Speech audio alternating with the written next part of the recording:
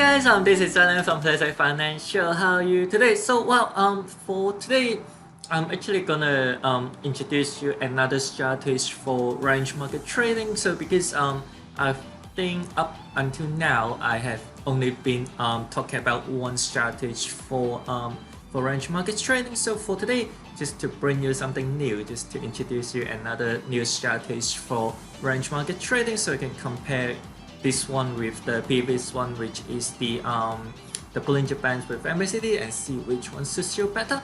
So the indicators that I'm gonna use for today is actually the parabolic and MACD. So I'm just gonna use these two indicators to use them as a set, and then to look for purchase timing in a range market. So first, just let me set up the technical indicators first.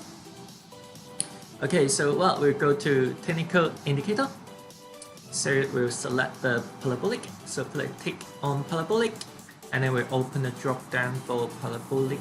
And then, okay, so for step, we are using 0.05, and then for max, we are using 0.1. So again, 0.05 and 0.1. So that's the parameter for the parabolic. So next, we'll go to oscillator. And then we'll choose the MACD. We put a tick on MACD, and then we'll open the drop down. So for MACD, we are using a 5, 35, and 5 parameters. So again, EMA1 is 5, EMA2 is 35, and signal is 5. So get that down, we can close the technical indicators window. So okay, so the last thing for today, I'm just gonna use a 10 seconds chart to trade with a 30 seconds option. So again, chart period is 10 seconds, option period is 30 seconds. So now we are all set, and then we are all good to go. So just let me I will explain it to you before I place the trade, and then just to see if you can notice the purchase timing. So okay, so this strategy is a range market trading strategy. So if I put two lines in this chart here, so I can see that the price is moving within the range. So that's why I can identify that the market is in a range market. So I will be using this strategy to trade with the range market. So the purchase timing for this strategy is when the parabolic and the MACD gives out the same signal. So in here, I'm just waiting for the parabolic to turn red, and then if the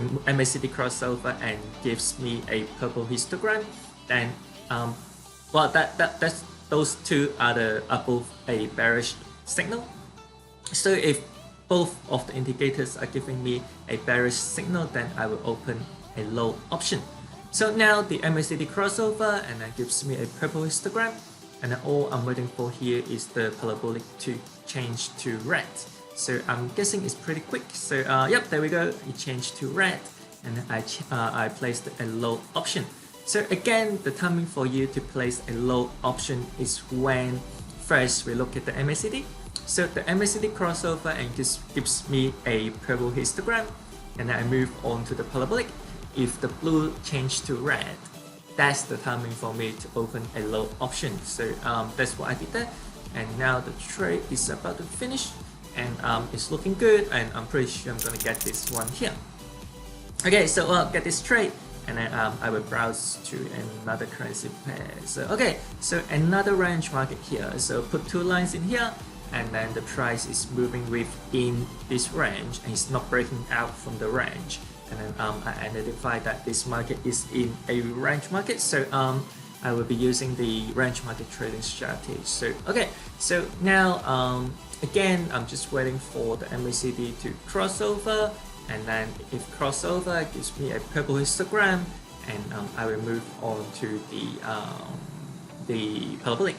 So if the parabolic changes from blue to red, then I will open a low option. So just a tip for you is that for range market trading, for range market strategy, actually prefer to trade with a shorter time frame. So for example, in here, I actually like to trade I actually like to use 10 seconds chart to trade the range market, because when I use the 10 seconds chart, the price is actually move quicker, even though it's a bit unstable, but then as long as it's move quicker, then it actually gives me a lot of trading chances.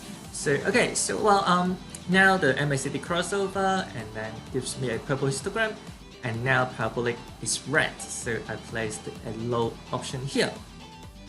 So it's pretty important for you to keep in mind that first you need to take a look at MACD, and then after you get a signal from MACD, then you move on to the parabolic to get a confirmation from the parabolic.